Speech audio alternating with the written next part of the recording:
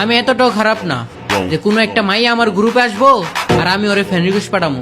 আজ পর্যন্ত কোনো মায়ের ফ্রেন্ড রিকোয়েস্ট পাঠাই নাই। আর কোনো মেয়ে যদি বলতে পারে যে আমি ওরে ফ্রেন্ড রিকোয়েস্ট পাঠাইছি, তাইলে কথা দিলাম ওর মায়ের বাপ আমি গেম খেলাই ছেড়ে দেবো।